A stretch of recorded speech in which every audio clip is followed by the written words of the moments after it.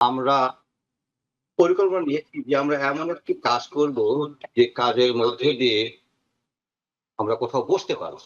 অর্থাৎ আমরা একটা অফিস করার জন্য, একটা ভবন করার জন্যে আমরা এটা চিন্তা ভাবনা করেছিলাম। হামিদুজ্জামান এর আগের কমিটি 1999 এবং 2000 এর এবং ফখরুল আলম হলো জেনারেল সেক্রেটারি। তারা তাদের সময়কালে অ্যাস্টোরিয়াতে একটা অফিস ভাড়া নিয়ে কিছুদিনের জন্য অফিস চালিয়েছিল। আমি যে তথ্যরা সংগ্রহ করেছি তাতে করে প্রথম 1975 সালে যে ভদ্রলোকেরা, তার মধ্যে কিছু বেঁচে আছেন, কিছু মারা গেছেন, 11 জন তাদের মধ্যে।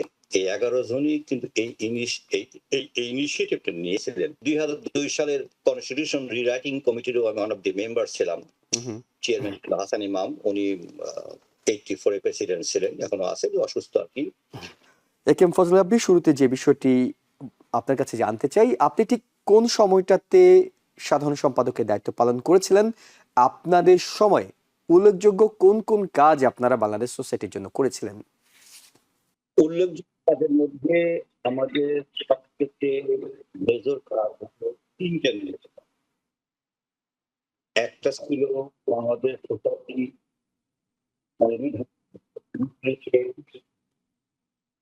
যুগোপযোগী করা। আমরা রিরাইটিং প্রসেসের মধ্যে দিয়ে 1975 সালের কনস্টিটিউশন সেটাকে ব্যবহার করেছি। ওই সময়ে জন আত্মীয় প্রতিফলন ঘটানো এক আমরা করতে সক্ষম হয়েছি। দুই, আমাদের টার্গেট ছিল যে আমরা বরাবরই তো বাংলাদেশ আপনার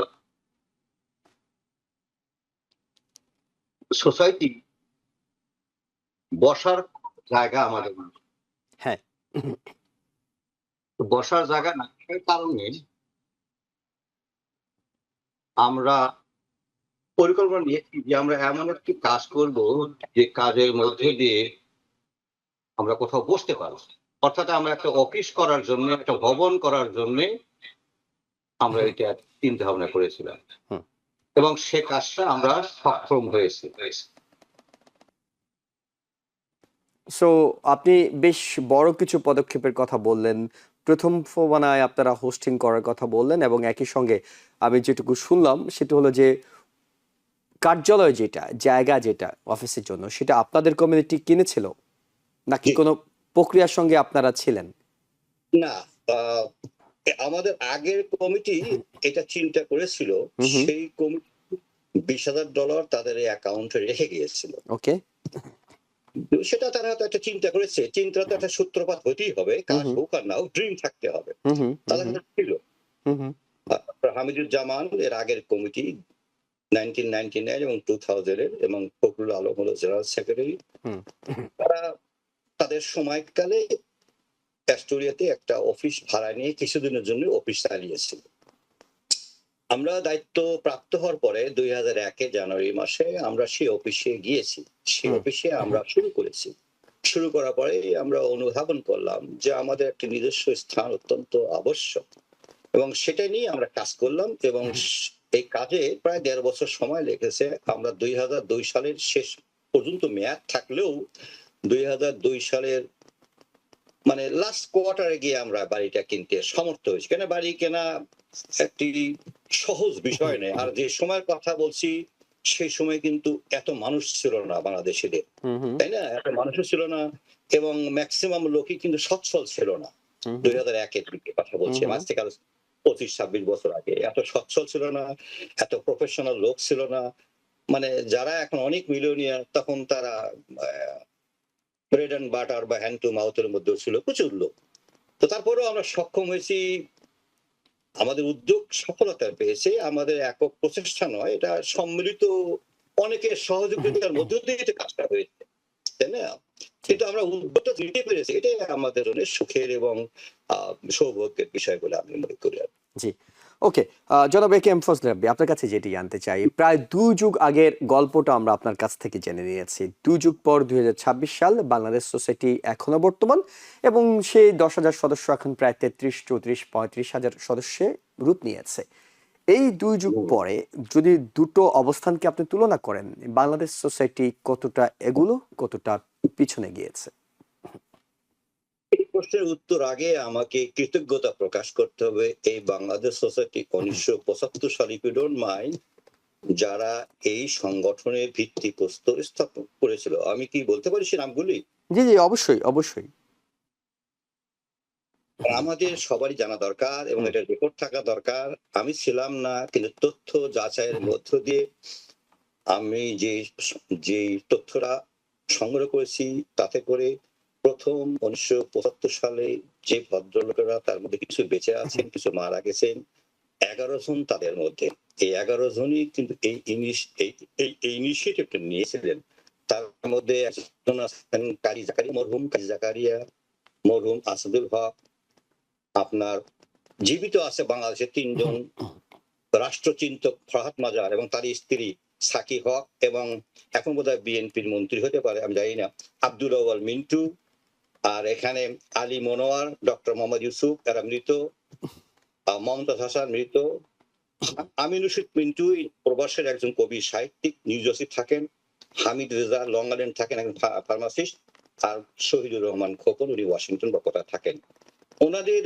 ওনাদের চিন্তার বহিঃপ্রকাশী বা চিন্তাই কিন্তু সমন্বিত হয়ে এই সংগঠনটা দাঁড়িয়েছে। আমি তাদের প্রতি কৃতজ্ঞতা প্রকাশ করি।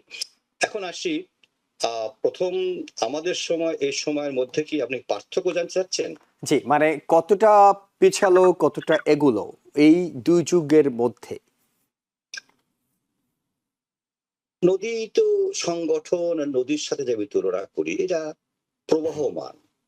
কখনো স্রোতের পক্ষে থাকে, কখনো নতুন চর গজায়, কখনো নতুন দিক নির্দেশনা দেয়। আমি সবসময় মনে করি অপটিমিস্টিক। বাংলা সোসাইটি এই বর্তমান যে 35,350 জনের মতো সদস্য হয়েছে, এটাই মনে করি তাদের অ্যাচিভমেন্ট।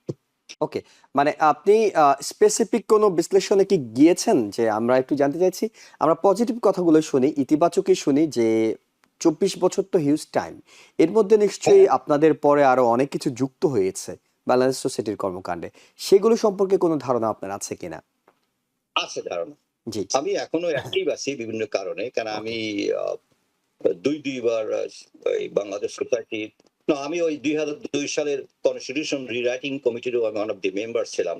হুম হুম চেয়ারম্যান ছিল হাসান ইমাম, উনি 84 এ প্রেসিডেন্ট ছিলেন, এখনো আছে, অসুস্থ আর কি। আমি এরপরে দুইবার কনস্টিটিউশন অ্যামেন্ডমেন্ট কমিটির চেয়ারম্যান ছিলাম, সর্বশেষ 2023 সালে। হুম হুম প্রশ্ন হলো, আমরা যেটা করেছি, আমরা যে বাড়িটা কিনেছি, এটা আর একটা কারেকশন দরকার। আপনার কারেকশন না, আপনার একটা আপ টু ডেট নলেজ দরকার। সেটা হলো, আমরা কিন্তু 100% পেমেন্ট দিয়ে আসিনি, আচ্ছা। তাই না? হুম হুম আমরা ম্যাক্সিমাম পেমেন্ট দিয়ে এসেছি, 50% প্লাস। পরের যে কমিটিটা আসলেন 2 বছর, তারা কিছু অংশ, তারপরে যে 2 বছর আসলেন, সেই পরবর্তী 2 কমিটির মধ্যেই, সেটা হলো 2003-4 এবং 5-6, এই 2 কমিটির মধ্যে দিয়েই বাকি লোনগুলি সব শোধ হয়ে পেইড আপ হয়ে গেল। এরপরে যারা আসলেন 2007 থেকে, তাদের আর কোনো লোন নেই। আর সোসাইটি লোন যখন মুক্ত হয়েছে, তখন সোসাইটির প্রতি মাসের ইনকাম তখন বোধহয় ছিল 3,000, এখন বোধহয় 45,000 বা এরকম কিছু একটা হবে, আমি এক্সাক্ট ফিগার জানি না, ধরে নেন। হুম হুম তাদের এই টাকাগুলি দিয়ে তারা জনকল্যাণমূলক অনেক কাজ করে যাচ্ছে। যেমন মনে করেন যে একটা মানুষের বিপদে পড়লে, হুম একটা মানুষের মারা গেল, হুম তাহলে তো তার সৎকারের জন্য করতে হবে, সে হিন্দু হোক আর মুসলমান হোক, তার তো একটা ব্যবস্থা করতে হবে। এই কারণে সোসাইটি কিন্তু সহযোগিতা করে। এখন হয়তো বলতে পারি আমরা যে হ্যাঁ, আমার তো সব করলো না, কিন্তু সোসাইটিতে কোনো রিসোর্স নেই, আর কোনো সোসাইটিতে কোনো রাষ্ট্র নয়, এটা একটি মানুষের সদস্যের উপরেই তো নির্ভর করে। কারণ মানুষ তো আর অটোমেটিক্যালি মসজিদ, মাদ্রাসা বা এরকম ডোনেশন হলো, ফান্ড রাইজ করলো, টাকা দিলে, এরকম থেকে দেয় না সামাজিক সংগঠনকে। তো বছর অন্তর যে মেম্বারশিপ ড্রাইভ হয়, যে টাকাটা আসে, সেখান থেকে তারা, আর এখন তো ভাড়া যোগ হয়েছে, এগুলি দিয়েই সোসাইটি কিছু কর্মকাণ্ড করে। এই কর্মকাণ্ড করতে গেলে কিছু টাকা খরচ হয়, যেমন আপনার জাতীয় দিবসগুলি পালন করার বিষয়ে কিছু অর্থ খরচ হয়। এটা তো করতেই হয়, জাতীয় আমরা যে দেশ থেকে এসেছি তার প্রতি দায়বদ্ধতা আছে বলেই সে কাজগুলি করতে হয়। এই এইভাবেই আমি মনে করি। এরপরে আবার দেখেন যে ফিউনারাল সার্ভিসের জন্য হেল্প করা, যেমন এর পরের যে কমিটিগুলি আসছে সেই কমিটি দ্বারা কিন্তু কবর কিনেছে মুসলমানদের জন্য, হিন্দুদের জন্য হয়তো করা যায়নি, কিন্তু তাদেরকে এবার যার সহায় সম্বল নেই এরকম বা আনসলভেন্ট তাদেরকে ফাইন্যান্সিয়ালি কিছু হেল্প করে। তো এগুলি আমি মনে করি যে প্রতি সময় কিছু না কিছু কাজ হচ্ছে। রিমার্কেবল কাজ তো চট করে করা যায় না, অনেক কাজ আছে রিমার্কেবল নয়। মনে করেন যে কবর কিনছে 400 বাংলাদেশ সোসাইটি একটা কমিটি, তো এটা রিমার্কেবল। কিন্তু এরপর আবার পরের যে কমিটি আছে এরা কবর কিনে নাই, কিন্তু এই কবরগুলি কিনলেই হয় না, এই কবর কিন্তু কবরস্থ করতে গেলে কিন্তু একটা বাল্ক অ্যামাউন্ট কিন্তু ইনভলভমেন্ট আছে, তাই না? একটা কবরে আমি এই যে একটা কবর কিনলেন, এক সময় আমরা $500 কিনছি, এখন 700 বা 2000 কিনলেন, কিন্তু কবরের কাজ একটা মানুষ মারা গেলে এটা শেষ করতে গেলে $5,000 থেকে $7,000 লাগে এখন। এরকম টাকা যোগানের সাথেও তো সহযোগিতা বাংলাদেশ করে যাচ্ছে, ডিজাস্টারের সময় করছে। আমি মনে করি সব সময় কিছু না কিছু কাজ হচ্ছে আর কি। কিন্তু যেমন বাড়ি আমরা কিনেছি, এটা একটা স্থাপনা, এটা চোখে পড়ে, আমি মনে করি অবশ্যই ভালো কাজ, কিন্তু এরকম ভালো কিছু করার সুযোগ আছে। আমি মনে করি যে সামনের কমিটিগুলি করতে হবে, যেটা এখন অনেক বড় অ্যামাউন্ট অ্যাকাউন্টে আছে, সদস্য ড্রাইভের মধ্য দিয়ে বা এর আগেরও কিছু টাকা আছে। আমি মনে করি বাংলাদেশ সোসাইটি নয়, উদ্যোগে প্রবাসে একটি কমিউনিটি সেন্টার হওয়া উচিত, যে কমিউনিটি সেন্টারে মাল্টিপল সার্ভিস থাকতে পারবে, সাংস্কৃতিক, ধর্মীয়, সাংস্কৃতিক সমস্ত বিষয়ে আমাদের বিয়ে শাদী অনুষ্ঠান। আমার মনে হয় একটা কমিউনিটি সেন্টার থেকে দেওয়া উচিত। আমি আমার সাথে যারা দুই একজন কথা বলছে বর্তমান নির্বাচন করতে যাচ্ছেন, আমি তাদেরকে এই পরামর্শ দিয়েছি এবং বলেছি এই বিষয়ে আমাদের করার আছে এবং সহযোগিতা আমি বা আমরা অনেকেই করতে পারবো বলে বিশ্বাস করি।